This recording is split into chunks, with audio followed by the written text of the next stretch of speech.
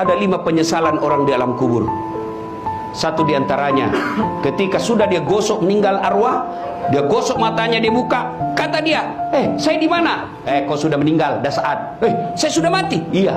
Ya Allah, hidupkan saya kembali ke dunia, sekejap saja, kira-kira 1 menit lah kalau boleh.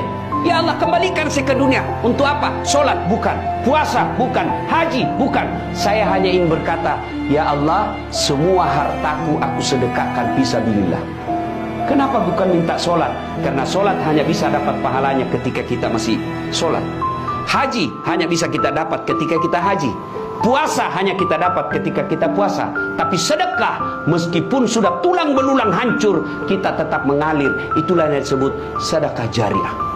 Keliru Bapak Ibu yang Allah kasih rezeki, Bapak tidak bersedekah. Keliru. Dan alhamdulillah, makin bersedekah, Allah makin ganti.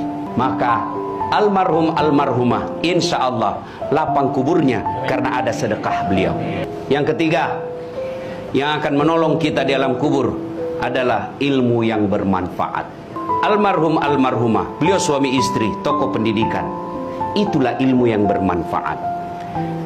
Ketika diajarkan ilmu hukum kepada mahasiswanya, diajarkan tentang keadilan, lalu anak mahasiswanya menjadi pengacara yang membela dan menegakkan keadilan, selama itu juga amal-amal akan mengalir. Maka karena itu, ibu bapak kalau dapat konten-konten dakwah, jangan berhenti di grup, jangan berhenti di HP bapak, sebarkan. Bapak punya 10 grup WhatsApp, satu grup 100 orang, kirim, 1000 orang yang terima. Kalau ada yang mengamalkan 5 orang, selama 5 orang itu amalkan, bapak dapat pahala seperti pahalanya penceramah tanpa mengurangi pahala penceramah. Ilmu yang bermanfaat adalah yang bisa menyelamatkan kita di alam kubur. Inilah 3 yang akan terus mengalir meskipun kita sudah di alam kubur, bahkan sudah habis tulang belulang kita. Anak yang soleh dan soleha, sedekah harta, kemudian ilmu yang bermanfaat. Dan orang yang ada di alam kubur sekarang masih transit, belum sampai surga, termasuk Rasulullah Muhammad SAW. Dan siapa yang paling menderita di alam kubur? Kata Nabi, orang yang paling menderita di alam kubur nanti adalah al-mutahawil bis sholat, yang menganggap enteng sholat. Saya mau tanya, bapak-bapak, kalau pergi merantau ke Sulawesi Selatan, ternyata bapak tidak nyaman di Sulawesi Selatan, ada pilihan? Ada? Ada. Balik lagi ke Jakarta. Saudara-saudara dari Jawa merantau ke Sumatera, ternyata di sana tidak bagus. Ada pilihan? Ada. Balik lagi ke Jawa. Mangan orang mangan, yang penting ngumpul. Iya. Iya toh? Bapak-bapak kalah pil caleg, ada pilihan? Kalah pilpres, ada pilihan? Ada. Tunggu lagi 5 tahun yang akan datang, kita tanding lagi. Ya. Tidak disenang sama gubernur, ada pilihan? Ada. Apa? Pensiun dini. Selesai urusan, biar ada di situ kita lewat. Bukan lagi gubernurku.